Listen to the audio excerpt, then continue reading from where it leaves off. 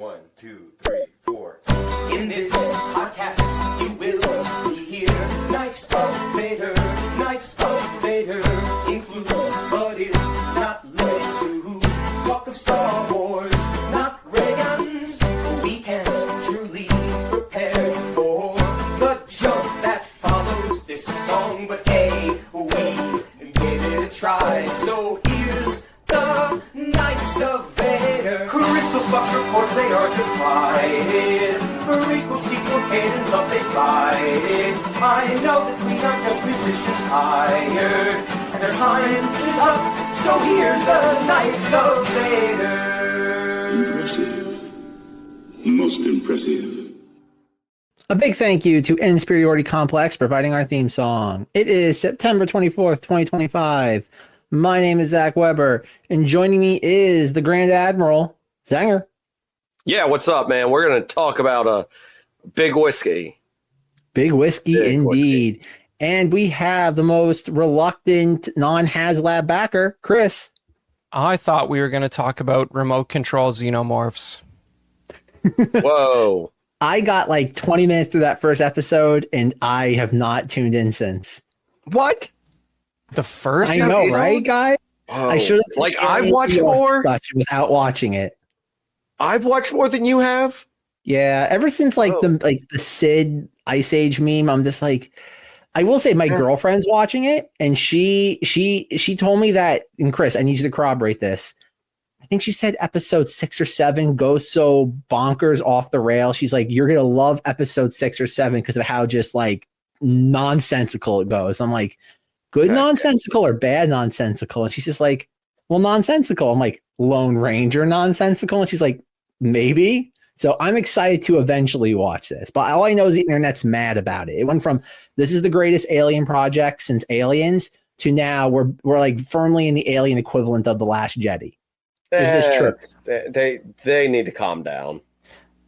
Here's the thing, right? Like it has no interesting, traditional, discernible structure of any kind, as far as I can tell. I don't know if they had it's very like jagged, and a few episodes are interesting, but I mean, I don't know, man. It's not, other than one episode, which is essentially a shot-for-shot remake of the original film jammed into 45 minutes. Other than that, it's pretty good. That was a sin, but other than that, well, the whole show's just a callback to the series. I don't know, man. We got an RC xenomorph. Hey, member berries? There's, I mean, I don't know. I don't want to explicitly say, since for whatever reason Zach's not watching the dang Alien show. I know that much. And that the xenomorph wears Adidas, according to Twitter. But there's the one sort of like xenomorph lore edition that's happened is pretty good. Like just leave it. I'll just leave it there. Like there's one thing they're doing with the main character that is pretty fun. That is new and interesting. I guess the most important question to ask, only watching the first 20 minutes of episode 1, is, have we gotten to the wooden planet yet? I mean, they're in the woods a lot, so it's like a planet that's made of woods. Chris, what's the word on the field? Are we any closer to the wooden planet? I feel like it was a lost opportunity. That's season 2. Yeah, which is apparently announced. I don't know. Like, yeah. So, but side note, like I heard, like I watched the new King of the Hill, like any respectable person probably should have. And like that was only 12 episodes, and the second it ended, they're like, by the way, there's a season 2 that's already finished. And I'm like, you released a 12 episode season of King of the Hill, meaning you made a 24 episode season of King of the Hill, but some suit said that you're only going to release 12 and call the rest season 2. That's what happened, clearly. And I'm starting to think that's common practice, because it's like, this doesn't seem to have an appropriate narrative end. The last episode of Alien came out last night. I have not seen that yet. You're going to be disappointed with the fact that it ends. So they do get to the wooden planet. Sure. But But no, folks, we will save the Alien ER discussion for a later date because there's nothing this podcast loves more than Star Wars other than the Alien franchise. No, we're here to talk about the HasLab Republic gunship backing. Yeah, and you can find me on ZengThis. I don't know. I mean, we haven't done an episode in months, but that's more interesting than anything they're about to talk about. So I'm out. 30 minutes of Lego talk. I just want briefly, I'm in. I just want to congratulate Zack on actually backing the Republic gunship. Like, that was an ordeal. He's a crazier man than I. I never really considered it, but the moment it ended and Zack told me that he did it, I did feel a little bit of FOMO because I literally don't know a single other person who did. I will say I did go because they did the road show they brought to the the Fan Expo Canada, Chris? Yeah, and then that's funny. Zack and myself both got to visit the prototype. The two stops were near enough to us that we both got to see it. And Zack's was a little more intimate though, like right in like a toy shop where you could actually spend a little more time looking at the details. That was like I said, that's what probably pushed me over the edge. Getting to see it like IRL. Got a bunch of nerds brought their own toys, which I thought was kind of peculiar. Apparently that was well known. Everybody knew the break. Like literally, Chris, you would have been laughing so hard at this. Like the amount of adult men, like literally having like 20 clone troopers, the amount of people who had Republic Commando 3 3/4 that like they were like, it was just, and they were very like, not that you could manhandle it, but like they were letting you put things on it, like play with it. Like I said, you got to give credit for them doing this because they kept saying like, no, this is the prototype. This is the one we keep like bringing. There's not a second one somewhere, which I kind of don't believe. But no, and like my biggest regret was I didn't bring the 3D printed Marfalump that Joe Yazzo gave me. I'm like, I really would have wished like if I could have known that bringing toys was part of the assignment, Marfalump would have been riding in the back seat of the gunship. But yeah, no, it was a cool experience. Again, about a 2.5 hour drive from where I live. Nice toy shop. Again, like the one, oh God, Chris, your Hasbro people. The guy who's British. Steve Evans, he's the current brand director for Star Wars at Hasbro, the main guy, if you will. Yes, he was in the, he never, from what the hour I was there, he never really got too close to the gunship. He was in the corner and just like constantly having somebody like chewing his ear off. Different people, not the same person. The other person whose name I do not know, he was the one that was answering questions. He was the one that was kind of like laying out all the features. Like this is what again, like kind of more being the salesman of it. And he was more babysitting or chaperoning the prototype than anything else. And no, like I said, really cool. Like they did have the OG, like going back to the last discussion we had, they did have the OG mold there and just comparing it, and just the heavy emphasis was like, this is, again, if you think the OG mold is still adequate, you are out of touch. You don't realize what this thing is. And the thing is that, like, again, it sold me. But again, if this lost. You're lost if you believe the old mold is good enough. I do love that old mold because it's just how nostalgic it is. The issue with the new one is it's a diorama piece, and that's what sold me on it. Is like, okay, yeah, I pretty much have every important action figure that could be utilized with this. I do have the Geonosis Arena playset. That'll be fun to kind of put that in the corner, just like again in the corner. Again, like you go get a table, you go do a bunch of like the equivalent of like what model train nerds do, like go get sand, I didn't glue know it you had that. Then you make a little diorama out of it. That's cool. I would, yeah. Have you always had that loose, or did you pick that up recently? Oh God, since I was a kid. Since 2002, man. I think I have all the parts. Man. I will say the thing that really did convince me was that I will take one of the panels, the blank nose art panels, and I will find somebody on Etsy to do the Padme. I will say, going back to the Bad Batch, it was not on a gunship. It's on their on the Havoc Marauder is the Padme. It's not a gunship. If you go to that animatic from like 11. Really? Yeah. It's not a gunship. Okay, that's the funny thing. there's funnier ones on some of the gunships for real that Hasbro actually released, so that's fine. But I mean, I do want to commission somebody to sit there, take one of the blank ones, and make the Padme nose art. Like, you just need a sticker. You could do it on TeePublic probably or something like that. Maybe. But, yeah, that's no fun. Let's pay a real artist to do something. Real nose art. No, but I mean, the art is out there. Make a robot do it. That's a good idea, though. I should get some bigger versions of that sticker made and just put one on my car. That's a good idea, Zach. There you go. You're welcome. Hey, the robot. Those are life goals. No, Chris, just get a giant one and put it on the hood.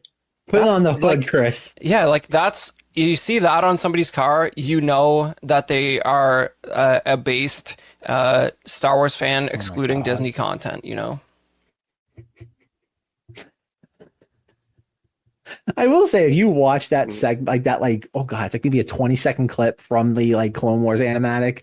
It is funny hearing Wrecker basically be like, she can negotiate my peace deal anytime. And it really is like... Lucas probably wrote that line, bro. He at least chuckled when it was being pitched in the writer's room. Oh man, that's pretty funny. Like, my he fortune definitely cookie. Like, there's no way it wasn't ran by him at least to make sure he signed off on it. Oh man, I just saw the funniest thing on Detours. What's this? A Padme on a gunship? Oh man, that's edgy. Hey, cowboy hat man. Seth Green came up with a funny. We're taking it. But yeah, no, gunship backed. I will say, Hasbro's website is stupid. I signed up for Pulse Premium. Yes. It did something. It basically didn't work. And then I had to, that entire afternoon, I was on the phone with Hasbro's IT team. They had no idea how to fix my issue. I had to create a new account through my actual laptop. It still rejected my order. And then I had to have my girlfriend create an account on her phone, and then it finally went through. So that's a good point. Yeah, it was a nightmare of a process. And I know, I kept here. I know, Hasbro Pulse is a terrible website to begin with, but it took something that, again, after a while, I didn't even want the stupid thing. I just wanted to see the order processed. And so, I'm not gonna lie, when it eventually did, I was a little disappointed. I'm just like, did I really want this, or I just want to get the order confirmation email after working on this for 8 hours? But no, tune in next fall as Chris and I play with action figures with the gunship and recreate the Battle of Geonosis. Joe Yazzo and I recreate Scarif. Chris and I will do Geonosis. I mildly regret not getting it, but I'm marking my calendar as we speak. I was just reminded Play date, that September 25th, 2026. I have not yet received my Cantina, even though local people around me have, which is kind of, I should actually check good old Hasbro Pulse and see why I have been denied. But speaking of Hasbro Pulse items and tying this into the topic at hand, Chris, you are predicting the U-Wing will be the next HasLab, right? Or one of two?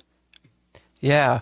Since since we last recorded, I had a little, me and my friends have a little Star Wars convention / toy show that we set up in the Toronto area. And that was a couple weeks ago. And I don't know, man. So it's top shelf nerd nonsense. Zach, you must understand. So on the Friday night, we had a party in the basement of 43 Hannah Avenue in Toronto, which is the location of the factory that produced the vintage Star Wars figures in Toronto. And we were there with, we had employees, we had Greedo there, Paul Blake. He was chilling, looking at some vintage figures. I got to talk to Greedo about figures for 15 minutes. It was wild times. He's actually engaged. It was pretty cool. But Zenger's I don't believe he cared about it. It's he showed up. Zenger's this is what my life has become. Dude, so Greedo told me that he took his blaster from set, brought it home, which was converted actual gun, gave it to his kid who smashed it, and then he threw it in the garbage. Oh my God. So you're telling me Greedo did not shoot first? Yeah, no, they destroyed the evidence. that's probably one of those things where like every time he gets told that Han shot first, he probably just like dies a little bit inside. Like he probably hears it from like literally like every Star Wars nerd that he interacts with. He's probably like,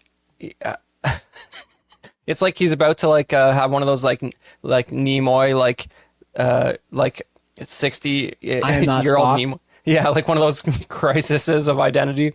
Yeah, but I don't know, man. What I will be posting it sometime in the next month or two. But we got Roger Christian to do a panel with Paul Blake and former Knights of Vader podcast guest Roger Christian. I want known that in real life, I was telling somebody about. I'm sorry, I was having a conversation with somebody in real life about Battlefield Earth, and they're like, oh, like it's a Gen Z. So there's like, do you know this thing existed? I'm like, oh yeah, of course. Like I talked to the director about it, and they're like, their jaw dropped, and they're like, wait, you talked to the director of Battlefield Earth? I'm like, yeah.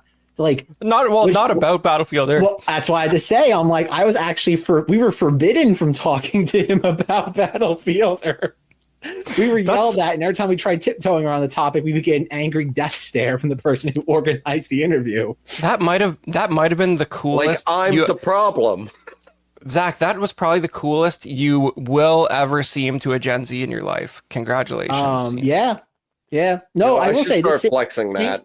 The same person when I told them that I was flying to Florida to watch The Phantom Menace in the original theater I saw it in, they were also impressed by that as well. So it's. So, hey, but like I know for amusement with this generation. Yeah, go ahead, Zenger. Sorry. No. So I mean, you're all humble bragging. I mean, I went to the Quiet Zone in the National Radio Observatory in Green Bank, West Virginia. Then went to the Flatwoods Monster, and then went to the Mothman Festival. And you know what? You're all still nerdier than mine was. Yeah. For sure. Mothman Festival is like basically like a beer convention at this point. Like it is basically Fallout Comic-Con. Basically Fallout Comic-Con at this point. All right. Well, either way, it's still good. But yeah, but putting Roger Christian and Paul Blake together for a 1-hour panel was a great idea. Because they were both there that day shooting the scene with Han and Greedo, and Roger did some of the set deck, and like it was pretty cool because a lot of times you get these guys out and they get asked the same questions and stuff, but like putting two people together who were actually there, you actually got them to say some different and interesting stuff that I haven't heard before because they sort of play off each other a little bit. So I will definitely post that in the Knights of Vader Facebook group when it is online and available. It was a good time. But all that to get back to when we were having a few beers in the basement of Kenner, Canada, I saw my Connect, my Hasbro leaker over in the corner. I didn't even know he was coming. American guy. Came down to this Canadian Star Wars party, and I see him in the corner. I walk over to him, and I was like, "You know what time it is, brother? What you got for me? What's the goods? Spill the tea, man. I know you got something."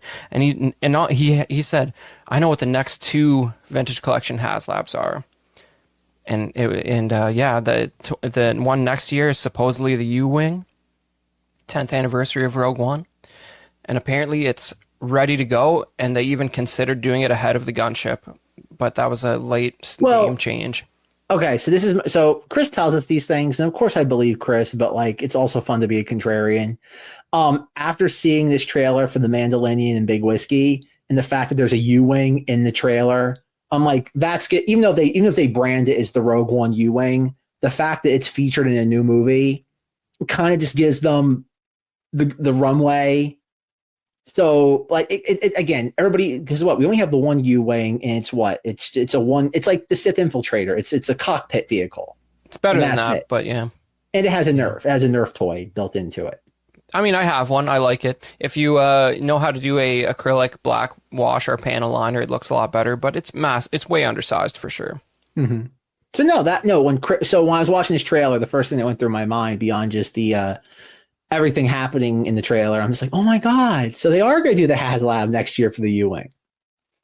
Yeah, and then supposedly the 2027 one is some sort of Death Star. format TBD, but vintage. Really? collection. We're probably getting a Death Star playset we've been yelling about for like 30 years. I mean, my best guess is like, imagine the Lego one, but like 3 feet tall, and you have to wall mount it. Because like, I don't know what else this could be. You're describing the Lego one. Yeah. That's what other model could you have for something that would be remotely compelling? Star Destroyer. Yes. Yeah, but that's not what it is, though. We know that. All right. May I remind you, the ghost, and what's the other silly one they just did? Gunship. Yeah, I definitely like told you guys those on the podcast like months, if not a year ahead of time. Gunship was like last year you told us about that. Yeah. To the point where like I had to remember it. It doesn't matter if you were paying attention, Zinger. It's a matter of record. You can check the date of the episode. I would probably called it y'all. HasLab leaks or something on that. You probably find it. Here. I got this covered. Fans at home, hit that like button and make sure to comment with where we said that, what timestamp, and what was I wearing. Yeah, and what can you do with this information? Not much, except for rudely impress post your it friends, online. impress your Gen Z coworkers who have never purchased a vintage collection toy ever in their life. I mean, that's the great part, right? Like we have I've already because I'm on some other streams that record much more regularly than Knights of Vader. Like I've already put this information out into the environment. And this is not an exclusive, by the way. No, and but the thing is, all the podcasts I'm on have so little reach that it's so funny that I'm just out there telling you what the next HasLabs are, but still nobody knows. So you can still be that guy to the Gen Zs in your local environment who are interested in Star Wars, if you even have a single one like Zack somehow does. He's only impressed over schlocky movies. He's not much of a toy collector. He does collect some Lego, so. All right, but speaking of where this Ewing is, we have new Star Wars marketing materials. I was shocked that Monday morning, I know there was rumors going around last week that we were getting a new trailer. I thought it was kind of weird considering how far removed it is still from the marketing cycle for a typical Disney movie. Yeah. But no, pleasantly surprised. I think it was 9 a.m.-ish on Monday. Got a trailer from the Mandalorian and Big Whiskey. Maybe 90 seconds, if that. I was listening to John Justice, his podcast, and he made a very good point that this is less of a trailer. What? Friend of the show, John Justice. Friend of the show, John Justice. No, he made a point of saying it was less of a trailer, more of just an announcement. And I think that's what this was. I think this trailer, for just calling it for classification purposes, was here just for people like us. The normies will of course be seeing this if they see Tron in a couple weeks. This will definitely be playing before that movie. But no, this felt like it wasn't a trailer it felt like the trailer they played in 2014 for The Force Awakens, where it felt more like just putting your name out there as opposed to genuine marketing materials. Yeah, I think Zenger and myself just watched it like a minute before Zack got on the stream because we pay attention to this sort of stuff. But hey, be lucky I watched it at all, Zack. Yeah, but this is a beautiful image. What does this fandom become when a Star Wars podcast, 2/3 of it's just like, I watched it a minute. Like Zenger, no, I'm not surprised by anything Zenger does. Listen, can we get? It's been over a year. Can we get one different shot of say his name? What do you call him? What do you mean? What do I call him? It's what chicken Rob calls Cutlet it. Parmesan. Chicken it's his Cutlet name Parmesan. Right, yeah. I mean, but it's we saw this shot as a cell phone leak from Celebration. Like 2 years ago? Can you give us the next shot, please? It's not rendered. No. He moves his arm slightly. Yeah, like a Tusken Raider. Slightly. Bootily. I mean, okay. So I mean, I don't know. I'm not excited about this at all. This looks like season 4, as if they thought season 3 was great. Well, right, okay. Hold on. I got this. I'm gonna save us all. All right. So there's a beach. All right. There's a new Razor Crest flying over it with racing stripes. All right, and now we're looking up. He's using that scope up, but it's binocular vision all of a sudden. All right, that guy from the sequel trilogy that we all love. Dude, I really think like they have sort of forgot what blocking is, and like we got Sigourney Weaver. Let's put her at a restaurant booth. To be fair, that's where everything happens in this show. That's what happens in season 1 with the Space Carl Weathers, is that he pretty much just sits in the booth the entire first season until they blow up his bar. But that back then it was okay because you could just say Dave Filoni doesn't know how to direct like live action. But like at this point, it's like it's been a long time. There's no excuse. Yeah. Also, what is this kick called that Mando does this guy that kicks him across the bar? Like, you mean the best part of the trailer by far, which I don't think is a picture. Listen. For legal reasons, I need some signed stuff, but I want to kick somebody like that in real life. Just boot them. Just Sparta kick them? Huh? This is Sparta? Yeah, Sparta kick them. Just into a bar. But you know, like I will train for months to be able to pull that off. Okay, but the opening scene of season 1, like, really set the tone, as in like we are going to cut some aliens in half and you're going to deal with it and like it. You know what I mean? Like the opening scene of season 1 like really like put you in the mindset to enjoy something that this show has really drifted away from since then, you know? It's like Sigourney Weaver is playing Space Carl Weathers. Like, this does not look fun. I disagree. Like, I saw this trailer. I again, as somebody who's gone on the record numerous times that does not like the Mandalorian and Big Whiskey. Even like, I think even a couple weeks ago, I was saying that like, I'm excited for this. If for no other reason, it's the Force Ghost Jim Tennant of it's new content. It's new content on the big screen. Take it for what it is.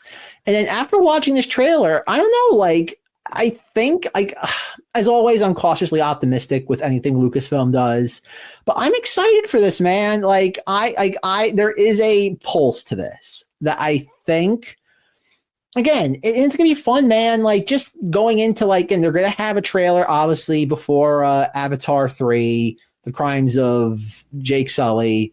They're going to have a movie. They're going to have a Super Bowl spot, and then it's gonna be the Memorial Day release. Star Wars is back in summer, which we haven't had in 7 years since Solo, and which we haven't had prior to that. It was Revenge of the Sith.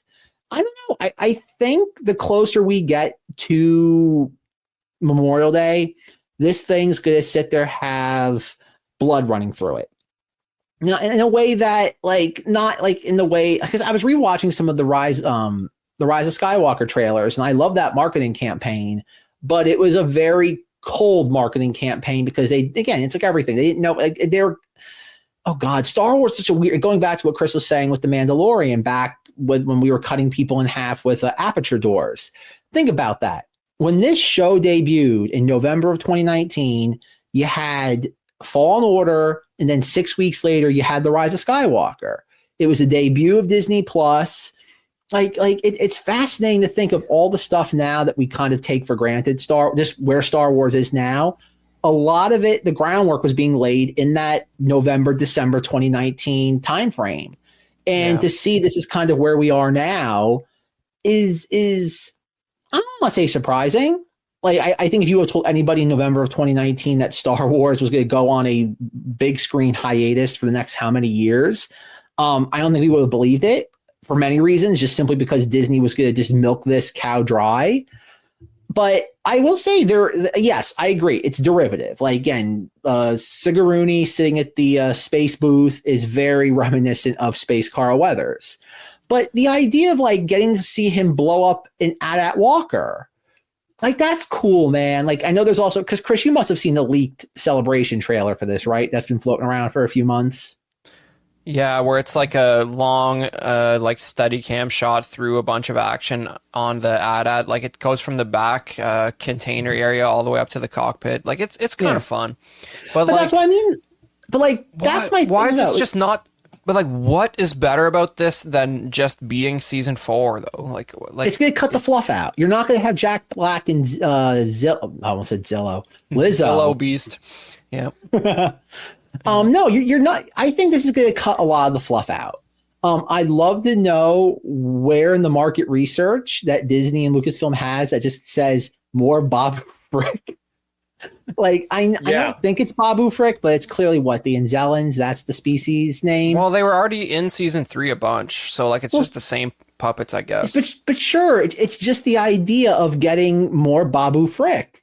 That's fascinating. People demand more Babu Frick. But have we talked on here about what Steven Spielberg's only note to J.J. Abrams was after watching a rough cut of The Rise of Skywalker? Have we talked about that on the record? No. That it was a Steven Spielberg note to Jar Jar Abrams that in the final battle above Exegol, Spielberg's like, put Babu Frick in there. And that's why he pops up in Kerry Russell's ship and goes, oh, Steven Spielberg wanted everyone to know that he was safe. That's fascinating. Okay, so I find that fascinating. Spielberg, genius. Where's my Babu Frick plush from 2019? No, like I will say, like no, like I am like as somebody who is not particularly thrilled with the Mandalorian as a character. As somebody who referred to Big Whiskey as as Big Whiskey. Well, yes, of course. Oh God, you know how many times I've had to explain that in the last couple of days? I had to explain where the name Big Whiskey comes from. Jeez Louise, the freaking mental. One person did get it right though. I will say that, Chris. One person in my real life, I gave them a hint. I said Dave Matthews Band. They sat there for a solid 40 seconds and went, "Oh, I get it." And they did the Roberto reverse engineering of it. I'm like, well played. Impressive. But I always made fun of Big Whiskey as like a marketing tie-in or merchandising opportunity. They have grown on me as characters. Like I still, they're not my favorite characters by any stretch, but they're entertaining. And I think that's going to be the point of this movie. I can't imagine this movie has more than it probably has a prequel level budget, probably 125, maybe 150 million if I had to guess. The one thing I will say that's really interesting about this like announcement trailer, no mention of Jon Favreau directing it, considering that Favreau is considered the original architect of the MCU, responsible for the massive success of the Dead Behind the Eyes Lion King, the Dead Behind the Eyes Jungle Book. Very interesting that his name is not on this in any way, shape, or form, at least as of now. I don't know if that means Dead Behind the Eyes, Mufasa. No, he's not involved with that. I think he just produced that. I want to blame somebody for it. Okay. Well, you should blame yourself for ever having watched it, Zenger. I didn't. Thank you for you have to blame yourself for even uttering the name. True. But no, I did this to myself. But no, I do. I think that's the most interesting thing, at least from now, is the fact that Jon Favreau does not have his name plastered on this. Which leads me to believe either he's doing what he did when Iron Man 2 came out and he thought that was going to destroy his career, so he couldn't back away far enough from it. That's one of the reasons why he didn't direct the Avengers, is because he thought that Iron Man 2 was going to tank his career. No, I think this film, and I don't mean, I mean this weirdly as a compliment. I think this film is designed as a double, to use a baseball term. This is not meant to be of course, Disney would love this thing to make $1 billion, but I think this is designed as it's like much like James Gunn, the new Superman. This is meant not to make $1 billion, but it's there to lay the groundwork as a springboard to the next thing. And again, it's like much like how like Rick McCallum always said when it came to the prequels. He goes, we would go to studios and say, how do we do this? And they tell us it costs $300 to $400 million. And then we would sit there, do the math, and we get it down to under 150. And I think that's the thing. As long as the budget's in check for these movies, no, this can't cost $300 million like the Electrolyte did. No. But as long as the budget's fine, there's no reason why these things can't just make $500 million and they're just fun. And that's the vibe I got from this, is that this just looks like fun. It's going to be an adventure. And that's kind of, at this rate, all you can ask for from Star Wars, because anything beyond that's just going to sit there, shake the tree branches of the fandom. This looks like, first of all, I can't believe this poster is real. Like, this is some serious nonsense. Like, first of all, what's the goofy guy from Rebels on there? Zeb. Yeah, Zeb. Well, you really have a problem with Zeb? That's your problem with this, not the twins from the Book of Boba Fett? Yeah, I was going to get to that. My problem with Zeb is, like, that is a screen cap from his season 3 appearance. So, like, first of all, would you give me something from the movie? And I'm sure it's the same with the Hutt twins too. And it's just like, and there's concept art on this poster. Like, what are we doing here? And also, like, do you you're referencing like the 40s? Like, who is this for? Adventure serial, man. It's you're laughing at it for being so superficial, but I think that's the vibe they're going for. I'm not arguing that. It just looks like mashed together without any, like, there's no composite. Like, it's just screen caps with a Photoshop filter on it. Like, it's just so lazy. I don't know, man. There's no design here. Okay, but again, this is where, this is the problem with Lucasfilm, as I've been saying for years now. I don't know if it's intentional or they're just kind of backing into brilliance. It's like what Raiders of the Lost Ark was. It's taking the adventure serials from the 30s and taking all the boring parts out, which is what Star Wars was, taking the space serials and removing all the boring parts. I don't know. Again, I'd like to think that in their 5+ year hiatus of making Star Wars movies, the marketing team is pouring some effort into this. Like, there's no Marvel movie next year. But what's Disney saving up? I'm not even convinced. I'm not even convinced they planned this. I'm sure parts of the script for this were not even intended to be a movie. Originally it was said that this was going to take place after season 4, but season 4 was going to come out first. Like, that was like a legitimate, like a relatively high credibility rumor. I guess season 4 is like no longer a thing. Like, I don't know what the deal with that is. I think they've realized, this is the thing too about, like, being how many years removed from this show being the inaugural flagship program of Disney Plus to where we are now, is that they finally realized that streaming is, outside of Netflix, streaming is not profitable for the Hollywood studios. It's just not. And I think this being a movie as opposed to season 4 is less an indictment of the quality of whatever this movie's going to be, and more of us surrendering the idea of streaming's the future. Like I said, I don't know how this being a movie is anything short of a win. The fact that, again, go back to what entertainment's been for 50+ years. The idea of something leaping off the small screen to the big screen is considered a win. It's just the last 5 to 10 years has deluded people into thinking that somehow that television is a higher medium than movies. Here's where I would agree with you. What? If I believed they were going to do like remotely anything interesting with the characters and actually treat it like the end of the show, then I'd be interested. But they're cowards and they're not going to do that. It's going to end exactly where it begins for these two characters. They're not going to do a damn thing with Baby Yoda or the Mandalorian. It's like that, but that's my thing though. It's meant to blow them be both up.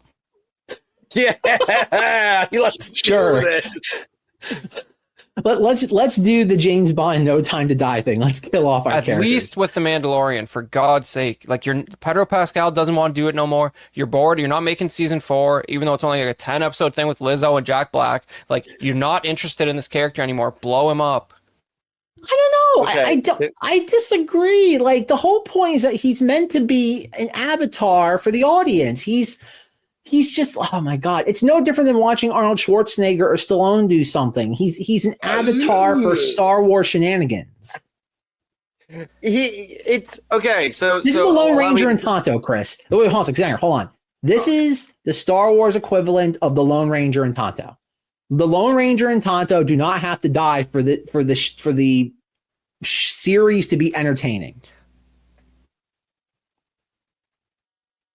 And I've always said that. Going back to 2019, I always said this show had a vibe of the old Western serial, Have Gun Will Travel. This was always the thesis for this show. It has to have some kind, like I don't understand where any of this is going, because they've gone and made the period after Return of the Jedi way more dynamic and interesting than Episode 7 would have led you to believe that it was. So it's just like it's just like this. Whoa. They have to do something with these characters at some point. Like Thrawn and Ahsoka are like now a thing at this time period. Like what is Episode 7? You guys, like, why did they just, like, it's just so backwards now, and all this stuff has to be like for me to not be even more annoyed with the sequel trilogy, which like barely physically possible. Like it's like why are all these characters a non-issue, even though like they just keep adding them to the board and not closing off anything. Like it's been what, like by the time this comes out, it will have been 7 years since season 1. Like it's okay to end the story. No, it's not. They can still make money. Yes, for the sake of developing new characters, yes, I don't disagree with you. But when it comes to these two characters, I think it's meant as just they're avatars for the audience. And they're, I will say, like going back to season 3 of The Mandalorian, the last couple episodes, the fight at the end where it was very, Darth Maul, Qui-Gon, Darth Maul in the hallway on Theed, where you have Mandalorian and Big Whiskey, and he's fighting off all the the Moff Gideon commandos. Again, that was fun. Like seeing him sit there do all this while Big Whiskey was helping him. I don't know. I think there's still adventures to be had with these characters. Again, I'm not expecting deep philosophical revelations with these two, but that's never what they were. The first 2 seasons, again, I've made such a big point of saying how weak the first season of The Mandalorian is. That first season, people love it, and yet this movie is going to be a 2-hour condensing of that, and it's going to be less pretentious. That's what I don't get. I want pretentious. I want Andor season 2. I don't want this. Okay, I don't want this at all. And I am the exact opposite. The amount of people quoting Andor about real life events, I'm like, those guys are idiots. Listen, those guys are idiots. Thank you. Those guys are idiots. But Andor season 2 is really fun. Yes, it is. No. Outside, again, not to go back to Calrissian Andor. No, that's where I disagree. That is a fundamental misunderstanding of what Star Wars is from A to Z. It has moments of brilliance that I think it's not Chris Terrio and J.J. Abrams level of backed into brilliance. Oh my God. But I would, if I could, like much like Jorge in the holiday special, if I could find every master digital copy of Calrissian Andor and throw it into a lava pit on Mustafar, I would. No, I think we're going to look back as a fandom and see that Andor will probably have done more indirect harm to Star Wars than The Last Jedi did, and just clouding people's perception of what all this is supposed to be. That's so funny. Like this is a fundamental disagreement. Yeah, for sure. It's like there's this whole idea of what Star Wars is. There's not like what Star Wars is episode 1 to 6. That's what Star Wars is. Beyond that, it's a brand, a license, a piece of window dressing. It's like you can't just remake episode 1 to 6 for the next 100 years, and you don't need to because they exist. They're a consolidated piece of entertainment that you can watch at any time, and you're paying to watch it even though you have it available on Disney Plus at all times. I just don't feel the need to replicate that template all the time. But that's the thing, though, is that Star Wars is not meant to be that self-serious, and when it is, it's done very sparingly. That's why Revenge of the Sith was so potent. When you start having I'm trying to think of the diplomatic way to describe this, is that when you start having, like those last 3 episodes in Andor, man, that stuff just... It killed what Star again. didn't kill. Kill's not the word either. It just misconstrued what any of this was supposed to be about. I disagree. I need to go for 45 seconds. Zenger, please entertain Zack and defend Andor for 45 seconds. Oh, got ya. Well, I was going to talk about this. So here's the thing with Andor. It's perfect. It's amazing. People love it. I don't understand your hatred for it. It is cinematic gold. It is showing us the light at the end of the tunnel. This, and the thing is, I need to wait, delay this longer, and keep on filibustering filibustering. Filibuster. I'm filibuster. That's what certain parts of Andor felt like. Filibustering. They are. Because it's a ton of stuff where you're like, whoa, this is happening. And I'm trying to delay this because I have a good argument. Isn't it clever that fascism lady who perpetuated fascism ends up in a fascist jail? Isn't that clever?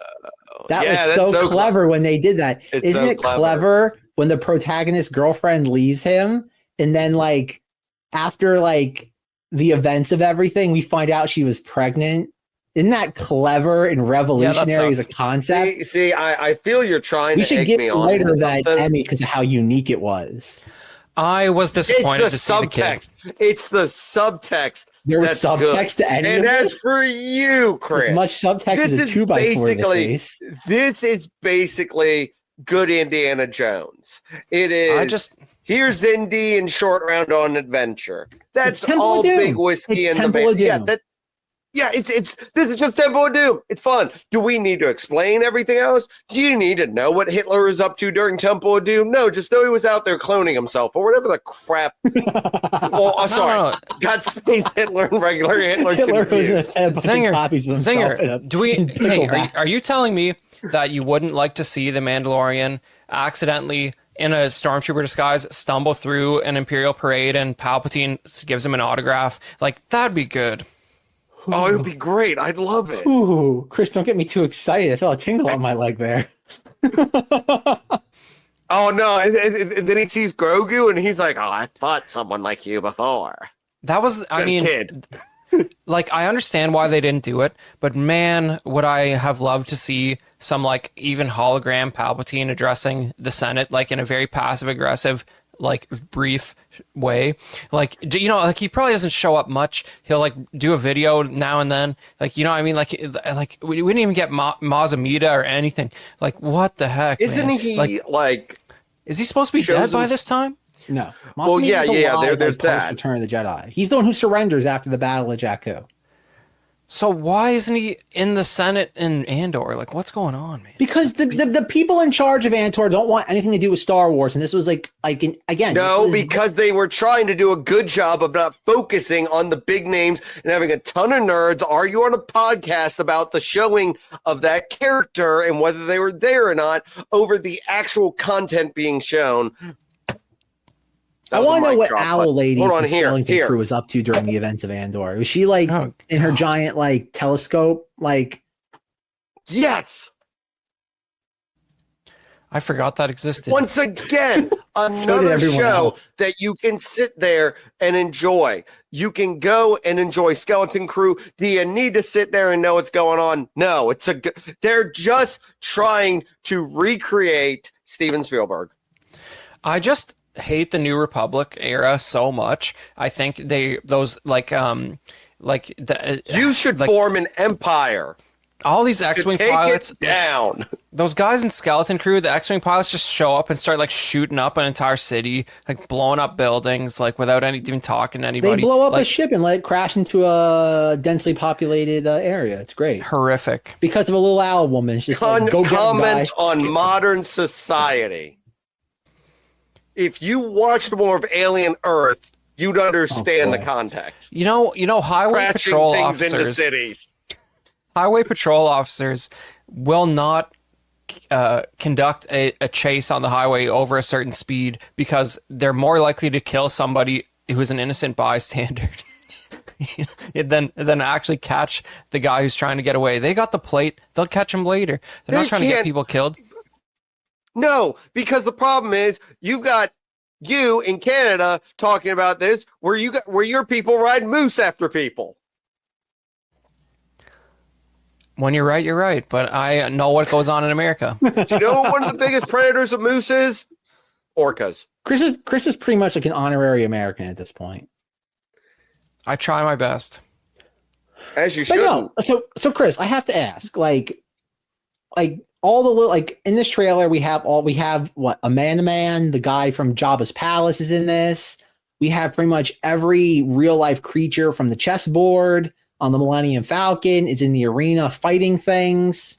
Like, does that do anything for you, or is this just like member berries on steroids? I like a man. Like, here's the thing, right? They ruin everything they touch. So, like, if there's anything I like, I don't want them touching it anymore. Like, I don't want the Knights of the Republic remake to happen.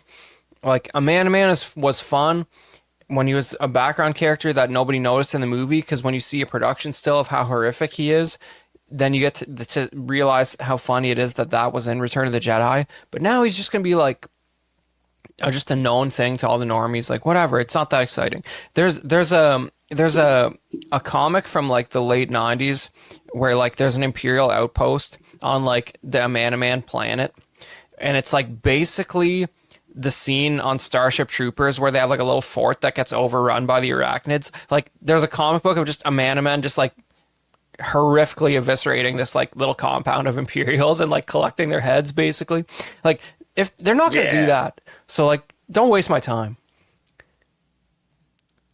But the idea of the Mandalorian and Big Whiskey fighting all these critters and stuff, like, it's very reminiscent of, remember, what was it, episode 2 season 1, where he's fighting all the Trandoshans? Mandalorian fights a wild animal every 3 episodes. That's just what they do. But that's what the like contract. It's the wild Wild West. Wild West. Wicked wild. Yeah, just do something. Just like, I don't know, like do something narratively interesting with it. That's like, what. Okay, so next year, 2027, we get a Star Wars Starfighter. Maybe, and that's your first post Episode 9 movie with all new characters. And hopefully, last. I don't know about that. I think it's just guaranteed to do well because it has Ryan Gosling. So like man's box office outside of Barbie, that man is I love Ryan Gosling. He's my boyfriend, but like that movie is like, he is box office poison. I don't know about that, man. This is like, I think the association with it being like a sort of like it's going to be pitched as like, you don't need to know what's going on with Star Wars to watch this. Like, it's going to be like, that's what this is too. I don't know about that. Like, okay, I will say, going back to that, the amount of times on Monday after showing people this trailer, people are like, oh, wow, like Jabba's in this? I'm like, no, that's Jabba's son. And people are like, Jabba had a son? I'm like, yeah, his name is Chicken Cutlet Parmesan. Deep cut Cinemoddities reference on that one. I just don't understand. Bone. But like, why do we even know that that's Jabba's son in the trailer? Because the internet just keeps beating us over the head with that.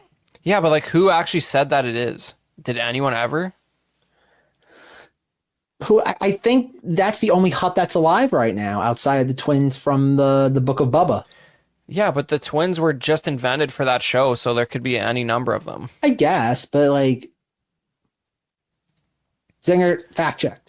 How do we know? Go find out where the rumor originated from. Me. You? Yeah. Not Chris's friend at the party that knew about the HasLab? No. Yeah. All right. Google. Let's do this.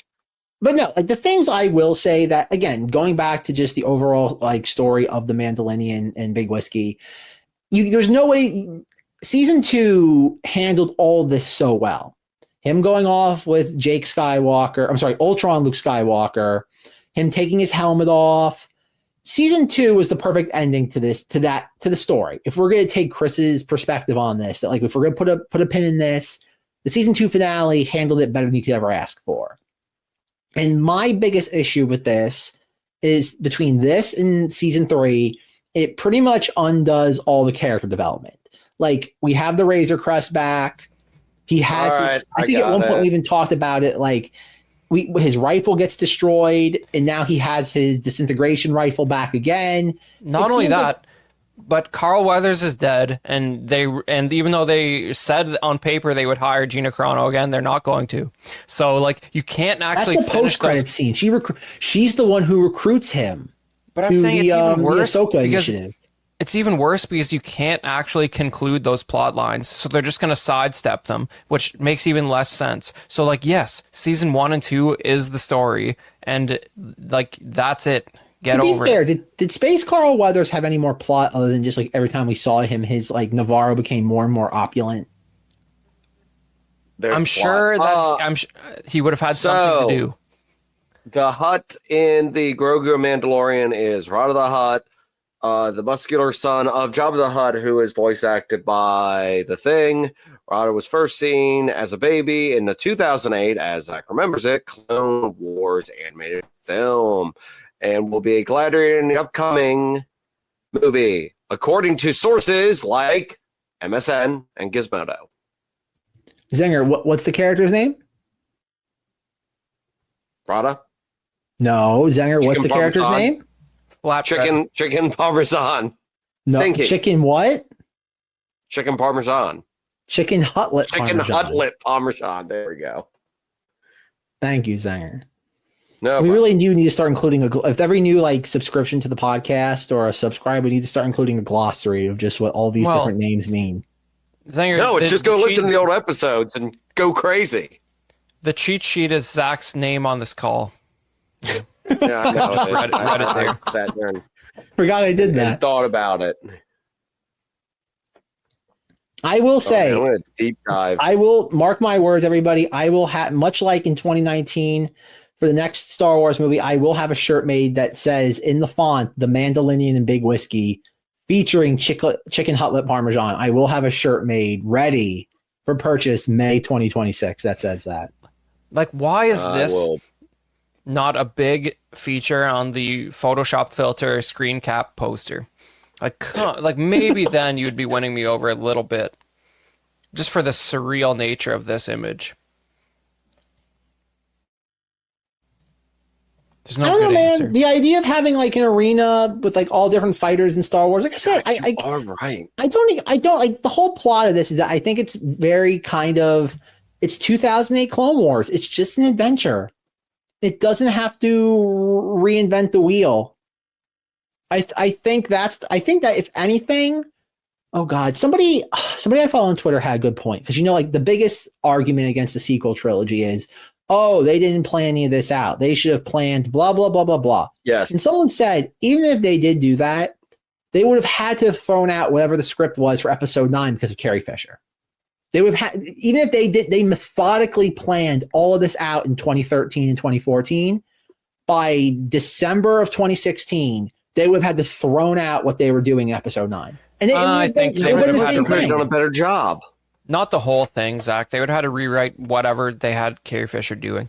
But like, that's that might not have been that much. Trevorrow had the plot, and that's everybody laughs at Trevorrow in the Duel of the Fates script. But the version that we have is not like, oh God, it's like a year before he gets fired is the last dated draft. And so we don't even know. Guillotines. No, that's Hux. Hux gets guillotined. Yeah. But that's what I mean, though, is that movie? like, I think one of the biggest lessons we can learn from the folly, in quotation marks, of the sequel trilogy is that like not all of this needs to be so heady. Yes, the tragedy of the sequel trilogy. Did you ever hear the tragedy? The tragedy of JJ the Unwise. Yeah. I will say it's fascinating. Almost 6 years later, JJ is still in director's jail. Still in director's jail from The Rise of Skywalker. He's been in director's saw what he did. Than Gareth Edwards. You saw what he did. I don't know, man. It's fascinating. He's been in director's jail longer than anyone. I mean, 2019. Stay there. 2019, in retrospect, I think was just the peak of Star Wars, like as far as universal popularity. It also was like definitely the peak of like Zack occasionally enjoys when we call them like the vintage Star Wars collecting Illuminati. Like that hobby definitely peaked in 2019 as well. Like that was I mean, Rise of Skywalker and Mandalorian season 1 are so much more exciting than this movie looks in every way, shape, and form. Yeah, again, it was the classic Lucasfilm thing of a shotgun to the face of new content. We go months of nothing, and then all at once we get stuff. Like this exact shot is in season 1 of Mandalorian. Like, you know, like just done slightly different. How many times is he gonna pop his head over a sand dune with a little periscope? You know, I don't know, man. Think of all the merchandise he sold. You can't at this point. Like we can laugh, but when it comes to merchandise being sold, which still is the currency of the land, it's Darth Vader, Big Whiskey, and also Rey. Rey was the face of a what, a $3 billion film series? Until $3 billion big on the TikTok, no, wait, so $4 billion.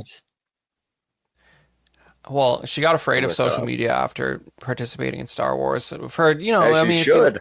Good reasons, and just a few things there. But whatever happened to that Rey movie? You know what I mean? Like, what's going on with that draft fifth writer or something hired recently, something like that? Yeah, interesting. I wrote for it at one point. We should. My script was one page, one word. Don't. I think Alan Dean Foster should try and resubmit his episode 9 plot idea where Rey turns out to be a force-sensitive android. Because, like, to be honest, wait, what? Was that really his note? You should go back and listen to the Knights of Vader episode about that. I know he talks about it because I talked to him about it, but is that really what he was getting? I don't remember that. Yeah, he was so incensed by Rey's attention. He was so incensed by Rey's drastic increase in force ability in episode 8 that he's like, something crazy has to be going on here. Have you guys ever? Does Alan Dean Foster do any of the convention circuits like you guys do, Chris? Like, here's the thing, right? Like, I have reached out to him a couple times since then. That was probably 3 years ago at least that he was on the show. But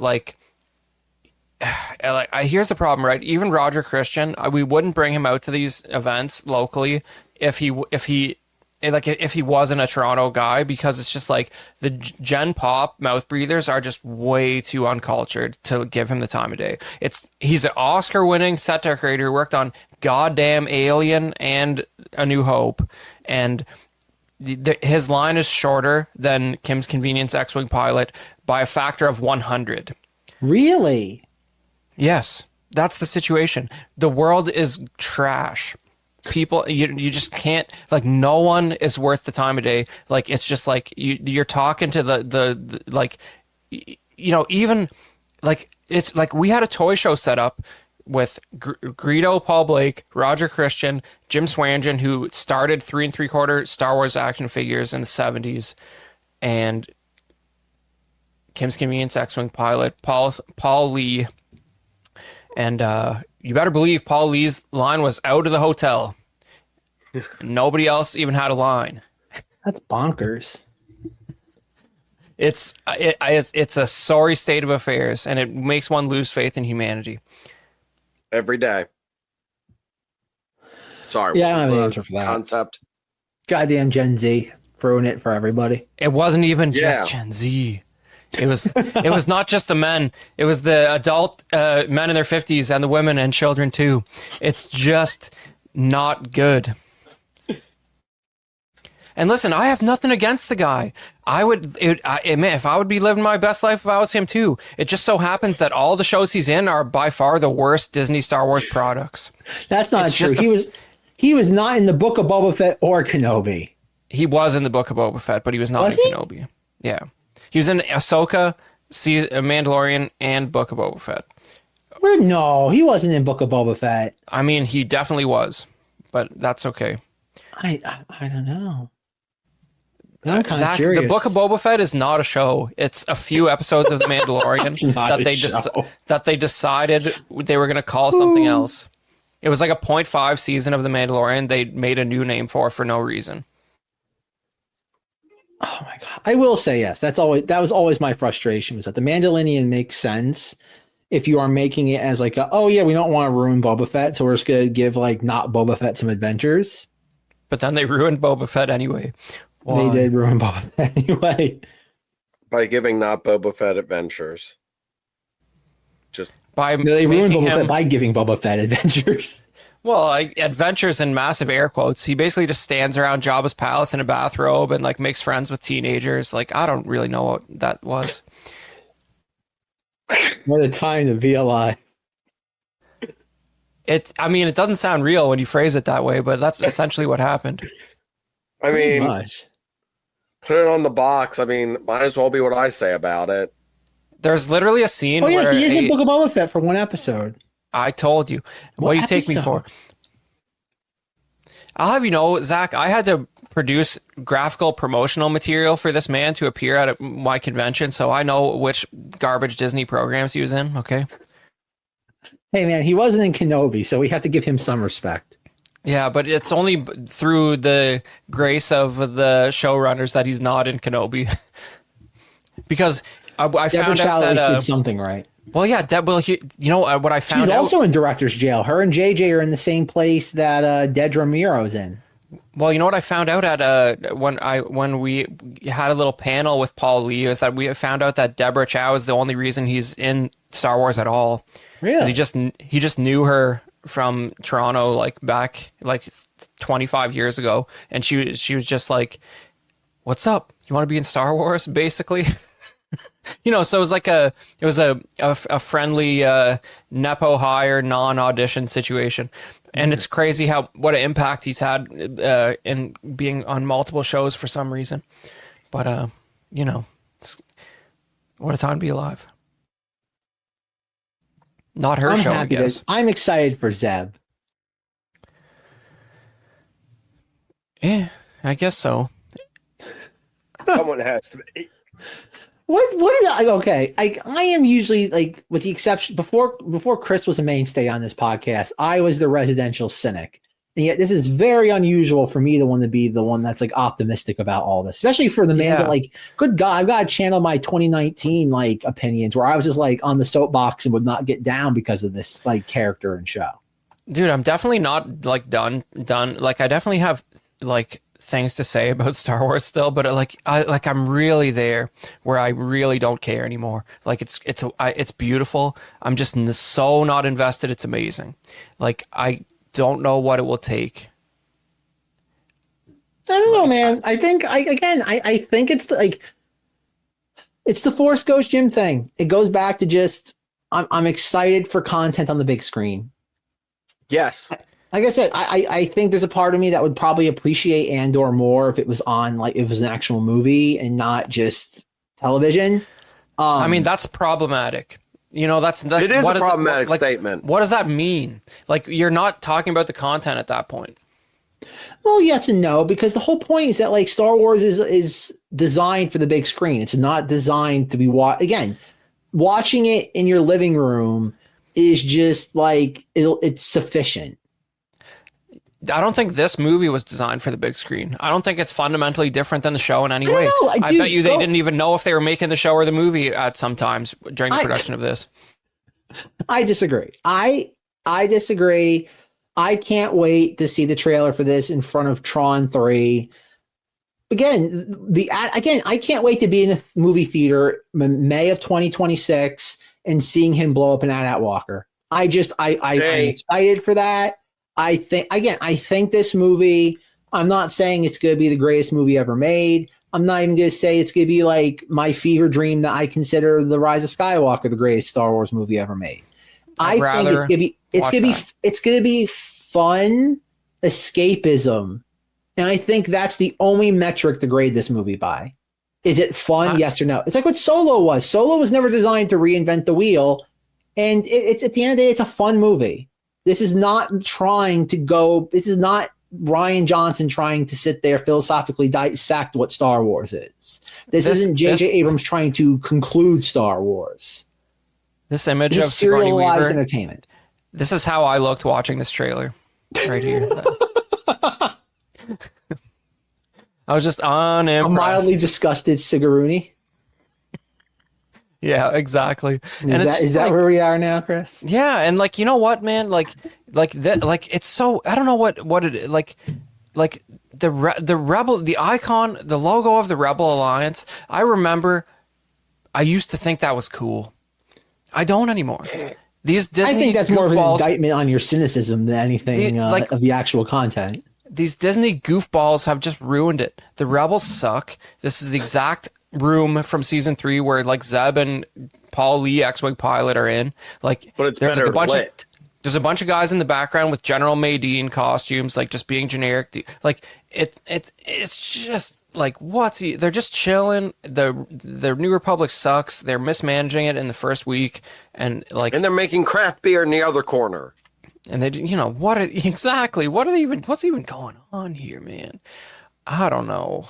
I just don't like it. There's no sense of direction. It's just like, here we are. It's another day. It's like reality TV in Star Wars. Like, there's no overarching plot that matters at all. There's no direction. There's no goal for these characters. Wait a second. Isn't that whatever it's called card on the table? Sabah? Maybe it's the right shape, but it's just Looks one. like yeah, maybe he wins it in some game of chance, and that's how he gets the calling card to go to her. I am revealing plot details. Yeah. I'm excited to buy Star Wars. Chris, when do you think when do you think we're going to see the toys for this? When do they get a toy fair? I mean, they can just reissue like a bunch of season 3 Mandalorian Black Series figures. So like, what do you mean toys? This doesn't. They never stop. There's already, I think, at least 10 different Mandalorian Din Djarin Black Series figures. So like, and like Big Whiskey has not changed his costume either. So it's like, no, he has the little metal plate under it. Yeah, I think they made that one though. That's already come out. Yeah, It came out as a pop figure. I will say, I always measure my excitement for new Star Wars based on how badly I want to buy stuff. And I'm not going to lie. After watching this trailer, I wanted to buy stuff. So in my book, it passed the smell test. I'm excited. I'm on the hype train's going maybe like 15, 20 miles per hour. I'm excited that's left the station. like I'll probably get the HasLab U-Wing, but I don't think that counts. I'll get it, but I'm not going to like it. No, I will like that because like Rogue One is like an actual movie. It's like an actual piece of content. Okay. To bring this back to something Chris will appreciate, Lego talk. If there's a U-Wing HasLab, what would be the tiers? Do we get Space Monkey with the turret gun? Or is he included with the base package? I just think the way the paint schemes work for the U-Wing, it's too much to do what they did with the gunship where there's like swap outs. So it's like... no, I meant Space Monkey as the actual like action figure. Yeah, remember, but you're going to give him to the wrong gunship though? Like, I don't know if that makes sense. I thought it was going to be the 10th anniversary of Rogue One. Yeah, but the one that Space Monkey shoots out of is not the main one that the main crew uses. It looks different. Okay, but you can take the turret out. He can still ride in it. Like, I'm gonna be real about something. I will K2SO slap a kid out of my way to get that gingerbread AT-AT. The Lego. Yeah, it's a Lego set. Yeah.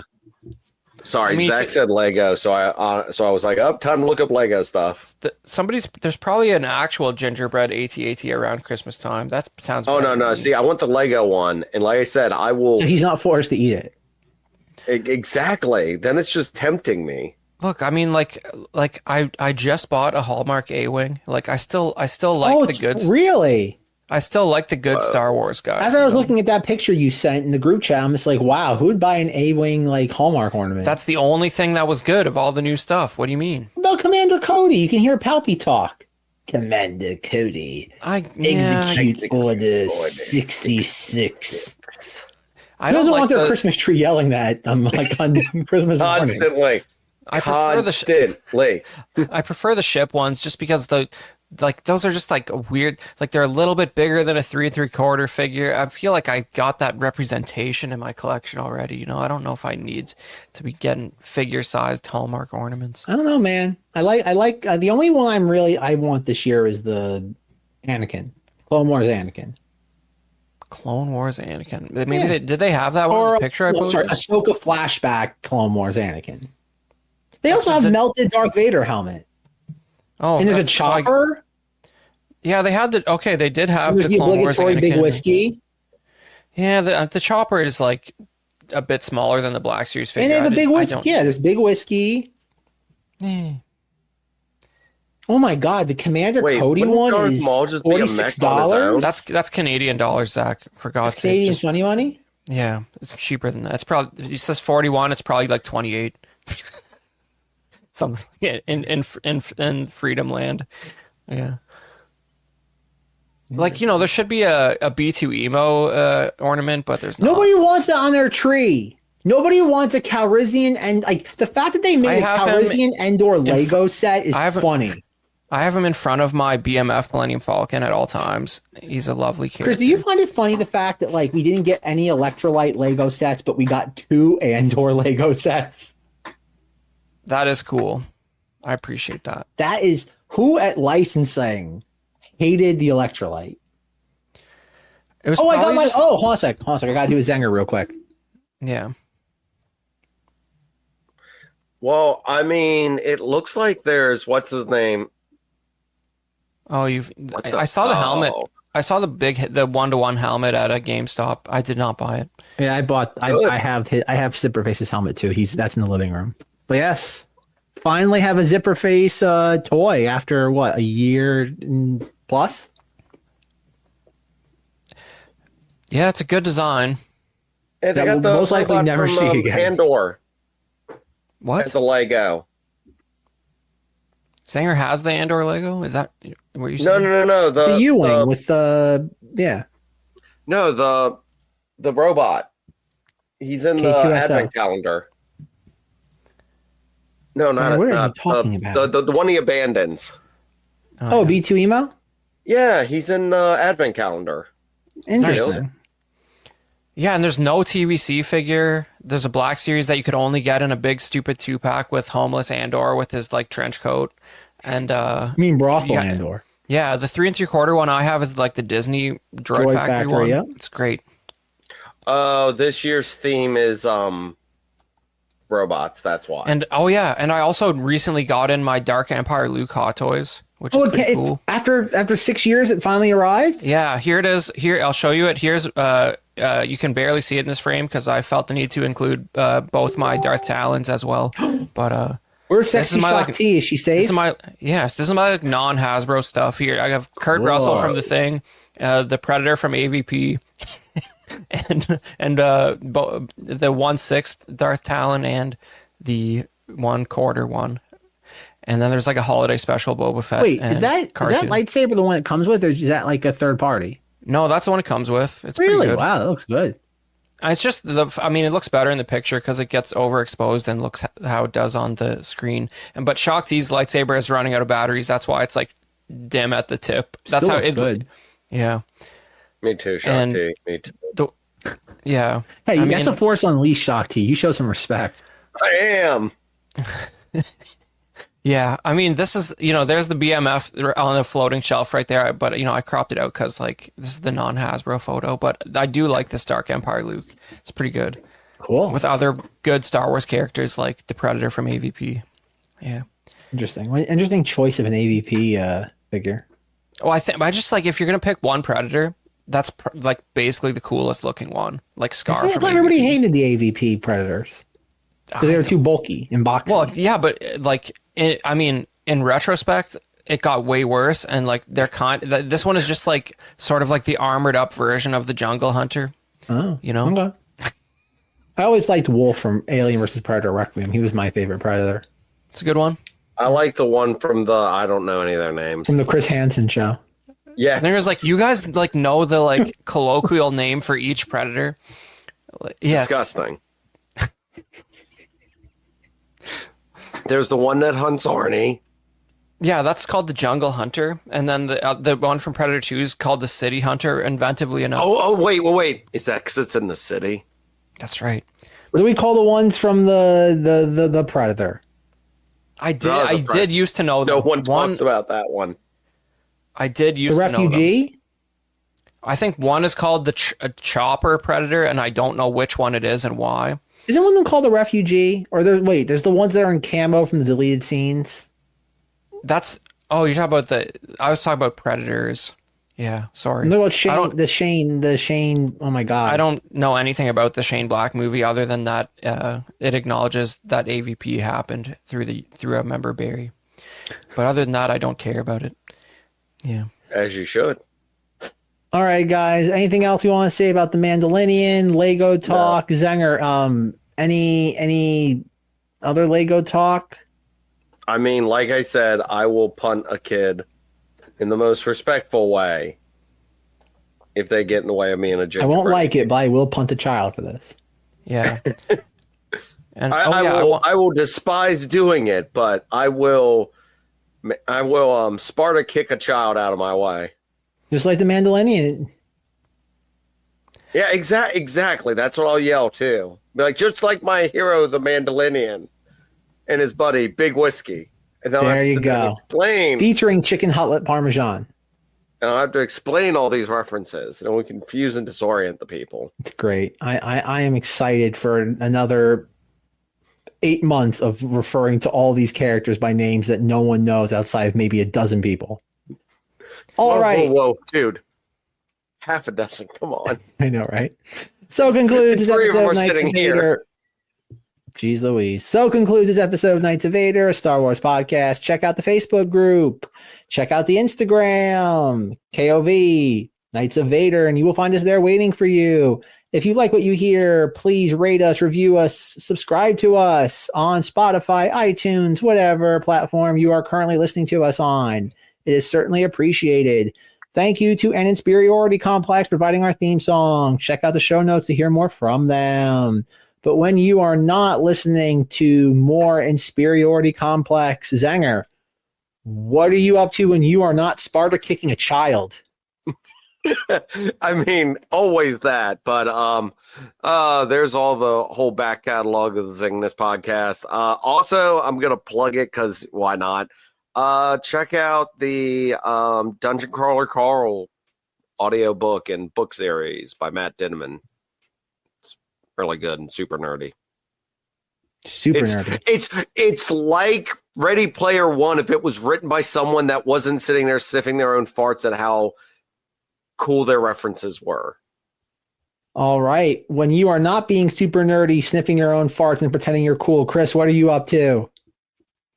Well, you can, I think maybe one thing I would like to mention, if I can pull it up here real quick, because, for the diehards in the Facebook group, I am doing a little bit of writing for Heavy Metal Magazine, which is, basically a life goal of mine. So if you're into those kind of comics, check out issue 3 of Heavy Metal Magazine on newsstands at Barnes & Noble across the world and see something ignorant that I wrote in it. Woo! All right, what a way to good sign night, off. Goodbye. And as always, may the force be with you. Hell yeah.